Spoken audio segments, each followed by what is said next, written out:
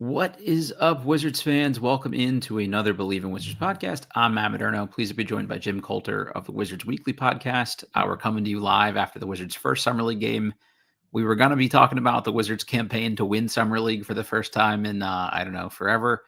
But ran into a little roadblock here in the name of the Phoenix Suns. The Wizards lose 103 to 84. We'll get into all that, but just first, Jim, how are you? You surviving? Like, I've been trying not to overreact here. So how are you doing after that performance? Kyshawn George is keeping me sane, so I'm I'm doing all right. I don't know where I'd be without him. But yeah, that was not an ideal start to summer league for sure.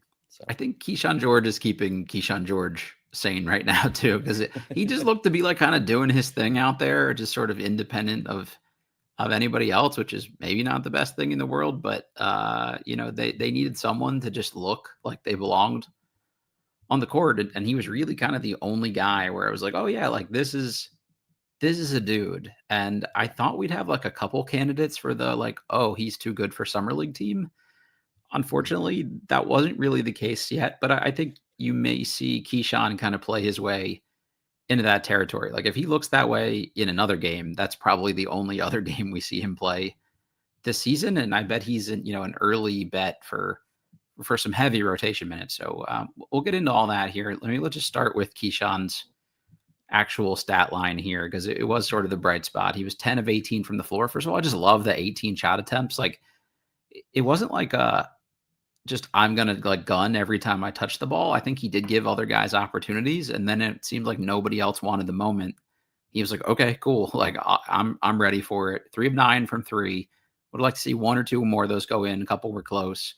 7 rebounds, which I like. 3 assists, 3 steals.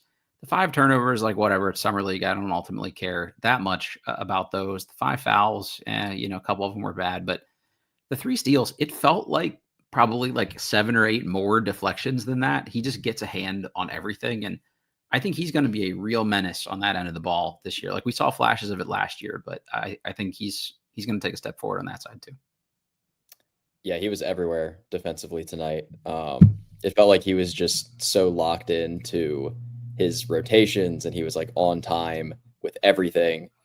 His hands are like always active, and that's kind of a balance for him of not fouling too much while still making plays defensively. And I think he still needs to work on that. But yeah, that was awesome. And like the 18 shot attempts, they all felt natural. None of them felt forced. Like he was playing his game, and just letting it come naturally to him. And he just looked like a guy who had played 82 games of NBA regular season basketball, and like he was ready to go. And he frankly did look too good for summer league. So I think we get one more half like this from Kyshawn, and he might be done. So yeah, it was really impressive. Yeah. 14 points to start the next game or something in the first half, and he's getting the hook for the rest of the Vegas trip, which I'm sure he'd be okay with, just to go out and enjoy the rest of the experience there. But also felt like he just kind of like had this like quiet leadership role on that group too. Like the confidence level was just different than I think a lot of the other guys, and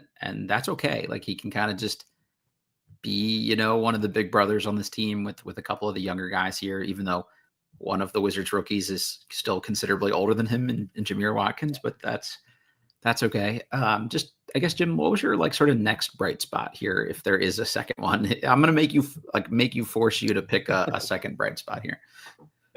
I think Trey was overall a bright spot for a rookie. We've seen a lot of these rookies like struggle pretty mightily so far in summer league. And I think he just looked like he belonged out there. I don't think he was like spectacular or anything, but he had some really good plays and some not so good plays. But overall, I just felt like he looked like a dude, and he looked like someone who can take on NBA minutes next year and be comfortable. And certainly we saw some of the shot making flashes that are really fun and that get you excited. That one pull up 3 off the screen in particular got me out of my seat. So yeah, he showed some really fun flashes, and I think just overall looked like someone that was comfortable out there, which is kind of what you want to see in the first summer league game for a rookie. So not scared of the moment, I think, is a big thing. Like we heard all last week that Kasparas Yakachonis for the Heat was a bust because he couldn't make a shot in their early summer league games, and now his first real Vegas summer league game, he went on a tear. So it's obvious, like for these younger guys, like how much of a just an acclimation period there is going into just even the first game. So for Trey to come out and go 7 of 13 from the field, 3 of 5 from 3. I saw a couple people tweet things about like, oh man, looks like Tre Johnson's going to be a chucker. I didn't feel that way. Like I thought his shots were relatively like in rhythm. He didn't really force a lot. There was like maybe one where he could have like kicked it out to somebody and he had like a 3 rim out, but overall like pretty good. He did a little bit of other stuff too ish. Maybe you could make the case for it. Had 3 rebounds, 2 assists, 1 steal. The 3 turnovers were fine. 1 he threw directly to somebody else and they dropped it out of bounds. So I think that was one of the turnovers. So I can kind of live with that. He had the bad one to AJ, kind of threw it behind him. But for the most part, he looked fairly under control. And I think we're going to just see lots of those kind of minutes from him throughout the course of the year here. Yeah, I thought he got a little sped up at times, and that resulted in some turnovers, which is like totally fair and expected for a rookie. But you did see some of the passing flashes. Like he made a really nice read and hit Will Riley in the corner when he made that drive to the basket, had a nice finish. And I thought his defense was better than I expected. I think it was certainly better than it was at Texas at times last year. So I don't think it was great or anything, but I thought he was solid at times, which is there was like respectable level of effort there, I think, at the very least. I'll take that. Yeah. So I think that was also a positive. So all right. Second bright spot for me. Like this isn't like super bright, but we're sort of grasping at straws here, whatever the expression is. Overall, I kind of liked Jamir Watkins' minutes. He played 14 minutes, went 2 of 4, missed his only 3-point attempt, and didn't really do a ton else in the box score. 1 rebound, no assist. But then you see the 3 steals. I thought he was very active defensively. He got up in people, like nobody was just getting by him. Like I think that's something that you want to see. And there was one possession where AJ Johnson took a really, like in my opinion, bad transition 3 because someone was wide open under the hoop and he missed it pretty badly and didn't get back on defense. And Jamir like sprinted past everyone to get back. And I think that's the thing I liked most about that pick is you're not going to have to like push him to play hard. And a couple more guys like that, with this group in practice, I think is a good thing as well. Yeah, he was going to be the other guy that I shouted out. There wasn't a lot there for him offensively. Yeah. He didn't get the ball much. We didn't really see him do much. I would have liked for him to take a couple of those threes. It looked like he hesitated a bit off the catch, but I thought his defense was really good. The ball pressure, he's super physical. He got a couple like really tough rebounds, which was good to see. And I thought off the ball, he made some really nice plays as well. And I just think like you said, his mentality is going to be good for us to have someone who can just come in and push these dudes in practice. And he's going to play hard and be super physical. So I thought he was a real positive. I liked his defense a lot, which was not a surprise if you watched him in college. He's awesome on that end of the floor. So on a night where nobody else other than he and maybe Kyshawn and a few others you could say were passable, like just anybody that played some defense, I think is kind of a positive there. Just catching up on the chat a little bit. Byron Man 12 says at least the top 8 pick isn't in danger. Yeah, I've been trying to tell people that every time they pick someone new up, it's, are we way too good now? Like, what is Will doing? Are we gonna be like solidly in the playoffs? And it's like, guys, we do this every year. Like when I worked for ESPN Radio, every year somebody would call in and be like, "Hey, this is the year we go 11-5 for the Commanders," and then they would finish 5-11. But I appreciate our fan base's ability to do this like irrational, like, hey, did we just totally turn this franchise around because we added Malachi Branham and Blake Wesley here? But yeah, we're gonna be bad, and that's okay. That's the goal, is to be bad, and mission accomplished. I think is pretty safe to say. Austin MJ64 says Sarr is hilarious when he actually wants to play basketball. He's pretty good. That was my big takeaway from Alex Sarr tonight. The word I used was disinterested. He just looked like he was there to get cardio in, and I don't blame him. Like, it doesn't really matter. He knows he's going to be the starting center on an NBA team this year, so the 2 summer league games he's probably going to play aren't ultimately that meaningful for him. We saw it last year where he looked bad in summer league. He just wanted to play like shooting guard essentially. And then he was, relatively positive in his, his NBA minutes. So I think we'll see him be just fine over the course of the season. But the things that bother me about him are the way they use him more than anything. And they're things that bothered me last summer league and still bother me. There were 2 times tonight where he and Kyshawn George ran pick and roll together and Sarr rolled to the rim and he got 2 really easy looks. Another one where somebody else threw him a lob, I forget who. And it was like, those are basically the baskets he made tonight. Like he ultimately went 5 of 10 after starting 1 of 4, but he was 1 of 3 from 3. Did make his free throws 4 for 4, which is good. Only 4 rebounds, which is not great from your starting center. 2 assists, which I like. A steal, which I like. 3 blocks, which I like. So like the stat line, 15 and 4 is probably better than I thought he actually looked out on the court. It's just, he was just kind of loafing for a lot of this game. And he and Malawach, I thought were both kind of bad overall, even though the box scores might look, that's why Summer League is misleading. If you just look at box scores, like I would say that was an underwhelming performance from him, just given because we know what he can do in an NBA setting. But I don't know, anything there that concerns you, Jim? Does the play, I don't know, the utilization, I was going to say play calling, but like the way they try to utilize him, does that still bug you the way it bugs me? A little bit. Yeah. I think we didn't see much of that last year from Sarr with him like rolling hard to the rim and catching a lob and finishing. And he did that 3 times tonight. One of them got called back for like a basket interference, but that was probably like the one positive I had from Sarr is like, at least we saw that a few times. I wish they went to it more, but if he can just do that a couple times a game, that's going to help him and make his life so much easier. And it's also going to open things up for other players. When you roll hard to the basket, you got to crash in on the weak side. And he likes to kind of roll and then kind of stop in that, little pocket pass area instead of rolling hard to the rim for the lob. And I don't know whether that's coaching or whether that's him, but I just would like to see more of, him just rolling hard, looking for lobs rather than that. So yeah.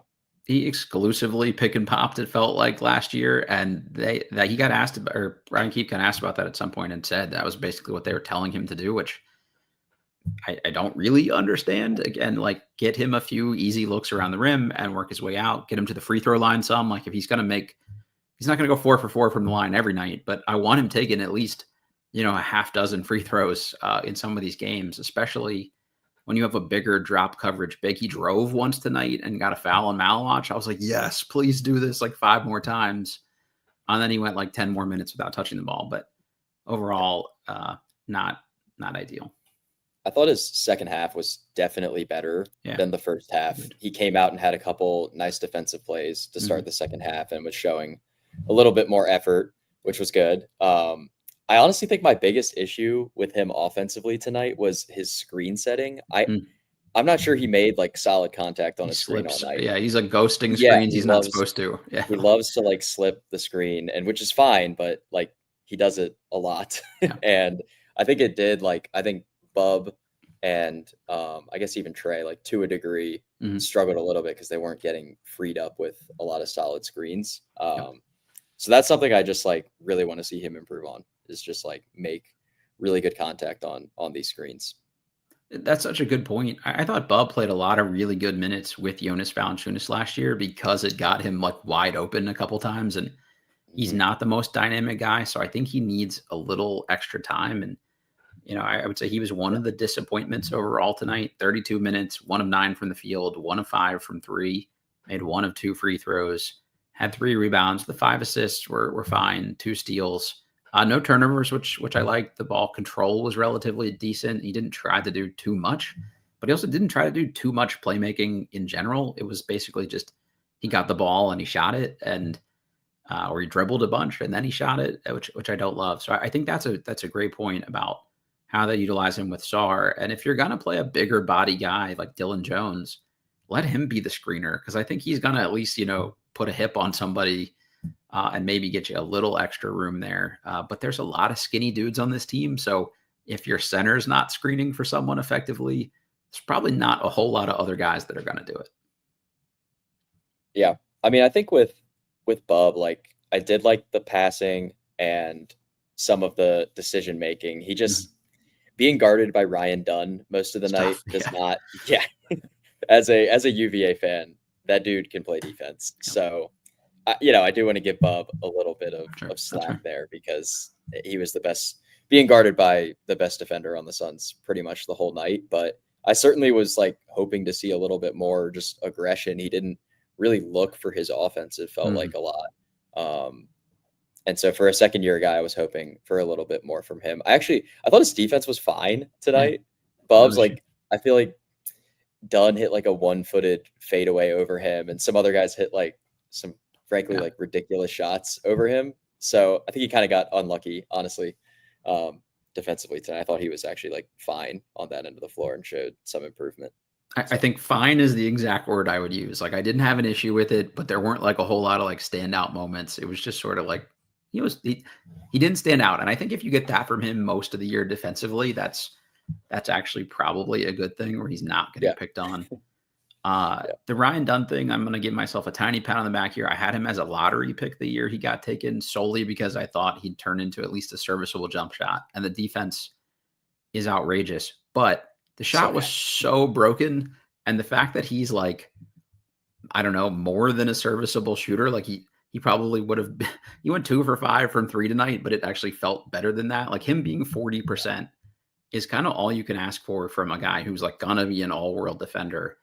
He had 17 points, 7 to 12 from the field, 5 rebounds, 4 assists, 2 steals, and he felt more impactful than that. So whoever they've got working with him as a shooting coach, like that's who the Wizards need to be trying to steal off their staff because it's worked. Yeah. Give that dude a blank check. Yeah, right.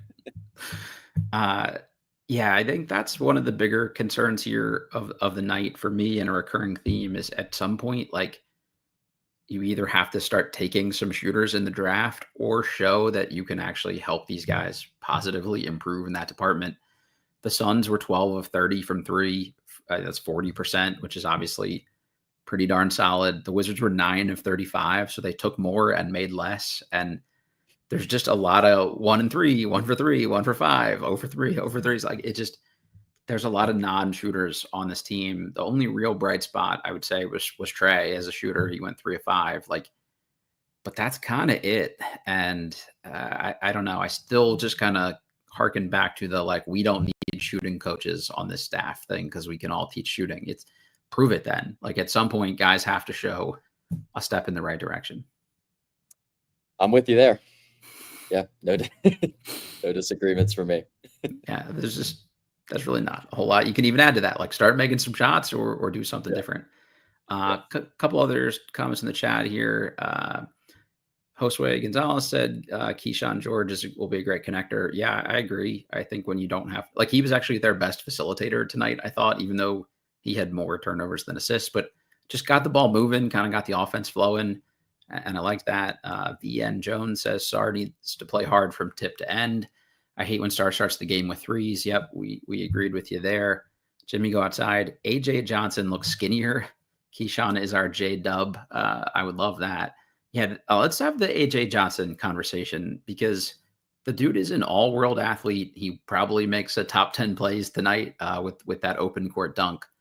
But at some point, if you want to make it in the NBA as a guard, you either have to be like a creator, a scorer, or a shooter. And thus far, I don't know how he does any of those 3 things at NBA level, or like an all-world defender. And when you weigh $115, that's just going to be tough to do in the NBA. Yeah, like nobody can really stay in front of him. And he can kind of get to the paint whenever he wants. It's just, what does he do off of that? He doesn't always finish when he gets there. He doesn't always make the right pass out of that.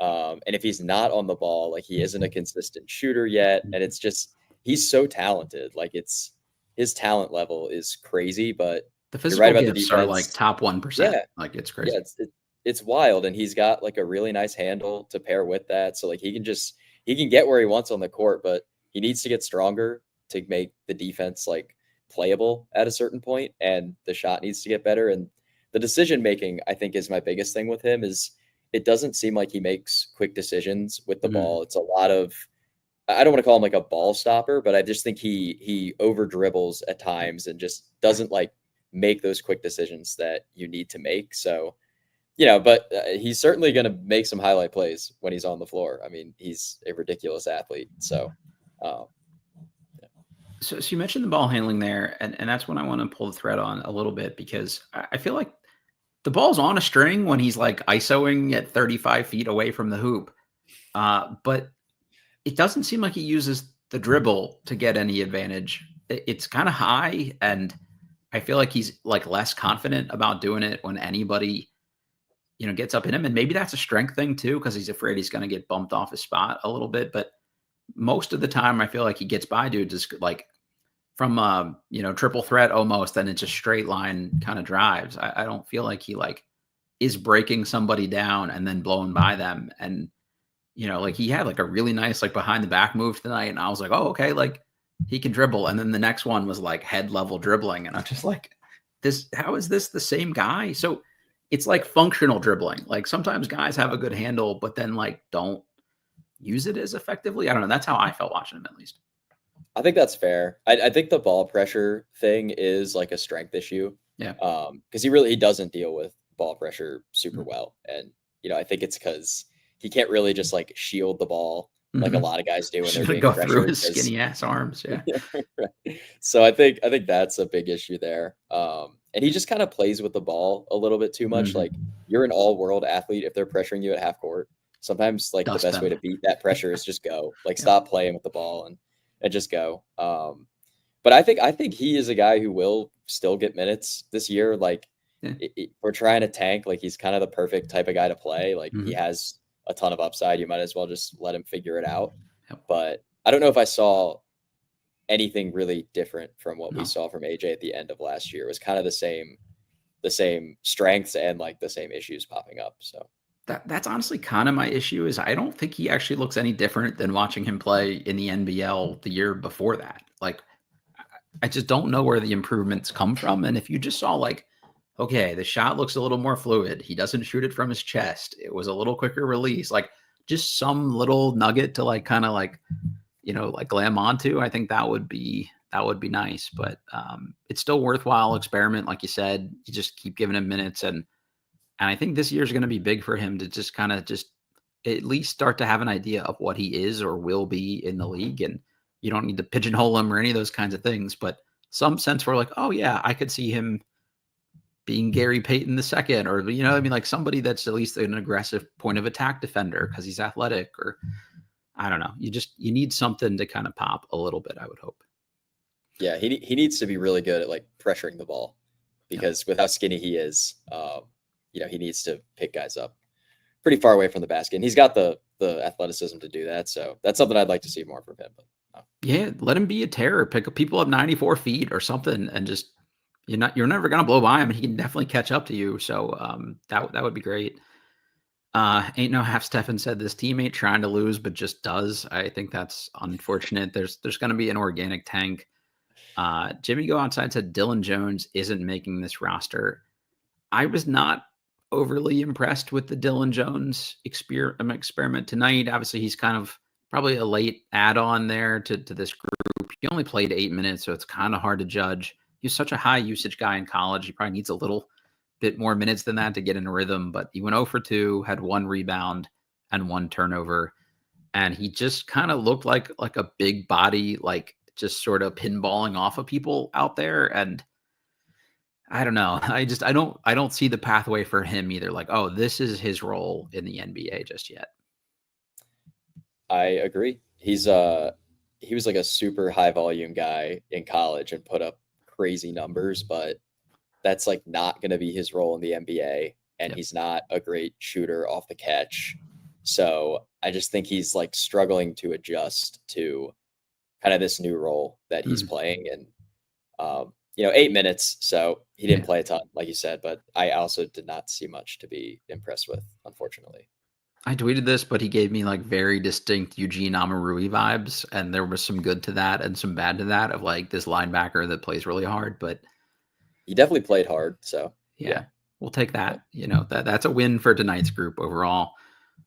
Chris L said, Matt, what are you wearing? It is a Florida shirt. I'm not a Florida fan. I have like friends that coach, and I have a bunch of random gear and shit at home. So most of the sit around in my house clothes are from random teams. Like I had Eastern Washington shorts on today. Just, I don't know. Let me live my life, guys. Come on. Let's see.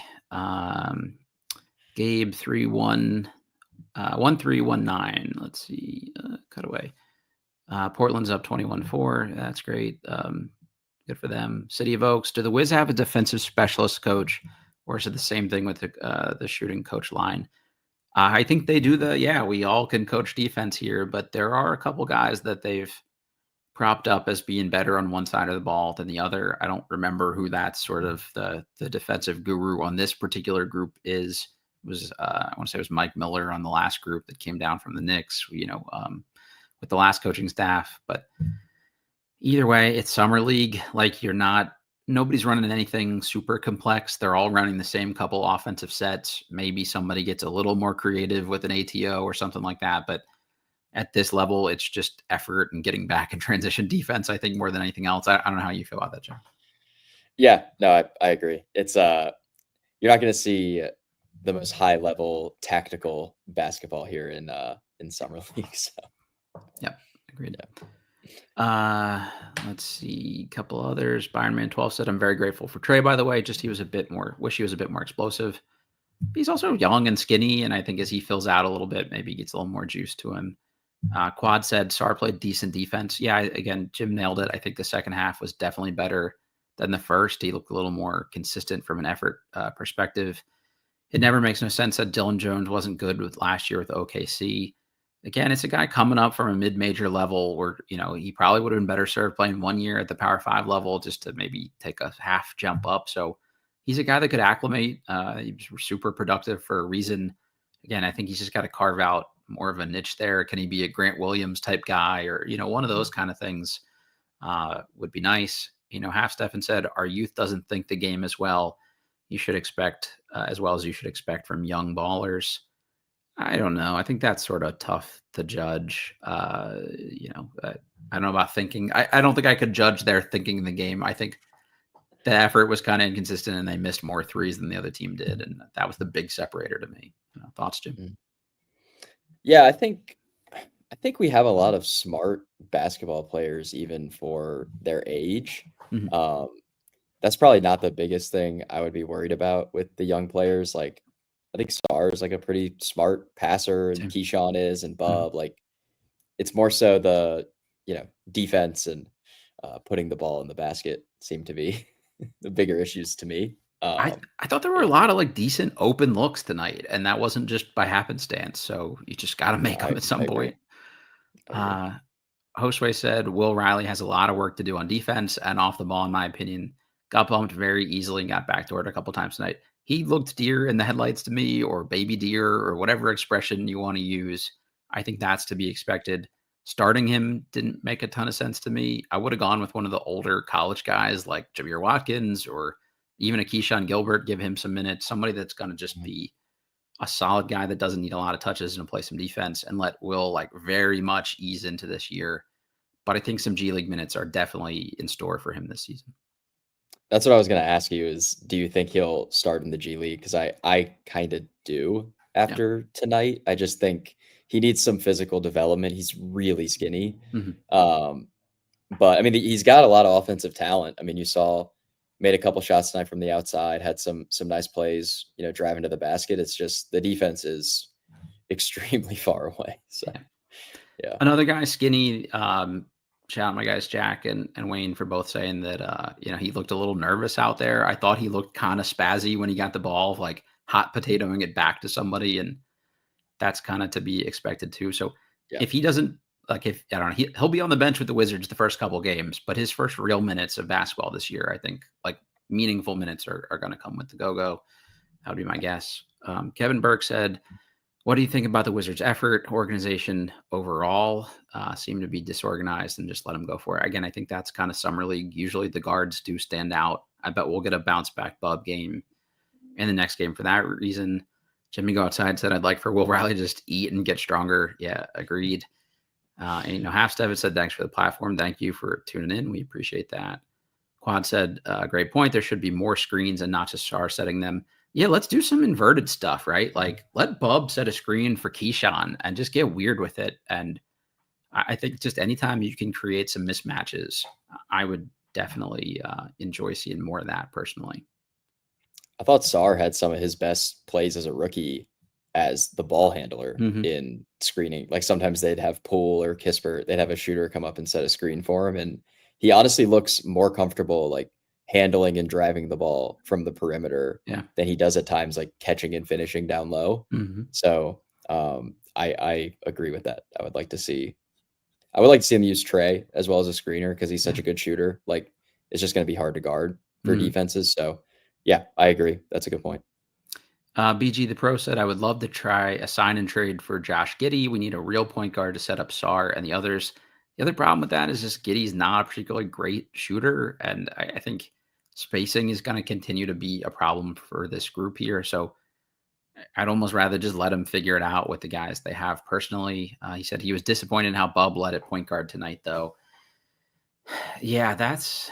I was just underwhelmed, right? Like he's just not a dynamic creator. And I think the more I watch of him, the more I think like this is a really good first guard off the bench because he's not a dynamic scorer. He's not a dynamic facilitator. He's just sort of like solid at everything. It's really hard to be a lead creator in the NBA if you can't get paint touches. Like it's just really hard. And at this point, the NBA is kind of weird because it's almost like there aren't the defined positions as much anymore. It's like you're either a creator or you're like an off-ball guy. Like Jason Tatum is basically the Celtics point guard, even though he's a wing. And so for Bub, I think he can handle the ball a bit, but I don't see him as being like a lead guard at the next level. I think he'll probably be more of like a combo guard and he will play, I think, a lot off the ball, whether that's as a starter next to a lead ball handler or coming off the bench, remains to be seen. I still really like Bub, but I just think the level to be like a number one option is so high in the NBA. And if you can't get in the paint, it's tough. So, yeah, if they can get a really dynamic creator, Darren Peterson out of next year's draft or something like that, who is like a walking paint touch, or even an AJ DeBonsa wing who's a walking paint touch, like that really kind of sets this group up. And then Bub's going to be a capable enough shooter around him, Trey, those kinds of things. Then I think you're cooking with gas a little bit more. All right. We're going to start to wrap this up. We kept Jim longer here than I meant to. Thank you all for tuning in. If you are watching this on YouTube, please hit that like button for us. We always appreciate when you guys do that. Just last couple, I'll read through the comments here. Let's see. 11th North says Alex does see baseline cuts well going back to last season. Agreed. It never makes no sense. As ironically, I think Kispert and Poole were our best screeners last year. Probably true. I think Kispert had some really good moments and he just sort of would cut off of them. So that was good because he's a bigger body for a wing, I think. Kevin Burke said, can the Wizards fans donate money to get Sarr to attend a 2-day Kevin Garnett FU mentality camp before the season starts? That's the thing that we hoped, Marcus Smart was going to be able to help him with. He made a lot of comments in their exit interviews about wanting to work with Alex on that. So need a little of that to bleed over. Gabe1319 said Bilal and AJ are the best paint touch guys for the Wizards. I agree. And you can't really rely on AJ much yet. And Bilal, obviously isn't with this group. So he's got to be a better, more competent shooter as well to kind of fully unlock those things. But if he is, I don't think anybody can stay in front of him. And you saw games last year where Bilal made some shots and it was like, oh shit, like, okay. And like now he's got 27 points or whatever the case is. And it just looked different. Yep. Big J52 said, geez, Scottie Pippen wasn't himself yet. Why are you guys so all-knowing already? Patience, please. I don't think we're trying to be all-knowing. I think it's just this is where we're at with these guys right now. It's Summer League. It's our evaluation of things that haven't improved from last season drastically. And I think hopefully they'll look better over the course of Summer League and playing through NBA minutes. But things like the shooting, like that's pretty straightforward to say, like the shot hasn't changed much. Doesn't mean that they won't be better overall. Like Kyshawn clearly leveled up. I think Bub will be better than last year. I think Sarr will be better than last year, but it's just how much, and is it enough to be real needle movers for this franchise. I think those are still sort of the questions overall. Yeah, I agree. All right, Jim, let's call this a night. Any parting shots or anything we didn't touch on that you'd like to? Not really. I think we touched on pretty much everything I wanted to. Yeah, I will say with Sarr, like the one point we talked a lot about his offense, and I thought he was better defensively, but Sure. He's a little frustrating at times because I think when he's locked in and he's like really active and he's in a stance and he's got his arms out, he's like really, really impactful defensively. But there's just a lot of moments where he's kind of upright, arms down by his side, and it's like it's a little frustrating. So I thought like the start of the second half, you saw like some really, really good Alex Sarr defensive moments where he was being super active, but I would like to see that all the time. So yeah, I think that's spot on. Yeah, he like hedged a ball screen at one point. I was like, yeah, like he's in a stance, like he's seated. This is amazing. And another one he met, I think, Malawach at the rim. Like you're like, yes, okay, like these are the things he can do. And I think that's perfectly said. Is the consistency is gonna be it's gonna be big. All right, the big takeaways: Kyshawn George much better at basketball than last year's summer league, which is awesome, and Tre Johnson pretty darn good at scoring for first night out. So those are 2 wins. We'll happily take that from the first game, and the next game for anybody who is going to run it back with us. I'm going to try to do this again. July 13th at 8 p.m. It'll be on ESPN2. They play the Brooklyn Nets, who I don't know had 11 first-round picks this year, so they should be pretty raw as well. So we'll see how it goes. Jim, tell people where they can find you because you do a very good Wizards podcast yourself. Thank you. Yeah, you can find me. It's Wizards Weekly. It's on Spotify, Apple Music, wherever you listen. Then you can follow me over on Twitter, or X as they call it now, at Wiz_Weekly. And yeah, if you like this podcast, I'm sure you'll hopefully enjoy my content as well. So you do a great job. Jim is probably the best hooper on Wizards Twitter himself, the only one with any collegiate level experience. So I think that's he clearly knows ball, and I'm sure you guys got the flick of that tonight. So definitely go check that out, and hope to have Jim on more this season. Would love to run this back a bunch. So we'll check you all next time. If there's anything you guys want us to talk about between now and then, I do want to hit next game on the Marvin Bagley edition. Haven't covered that at all yet, so we'll save that for next week's game. All right, everybody, have a great night, and we'll talk to you guys on the 13th. All right, peace.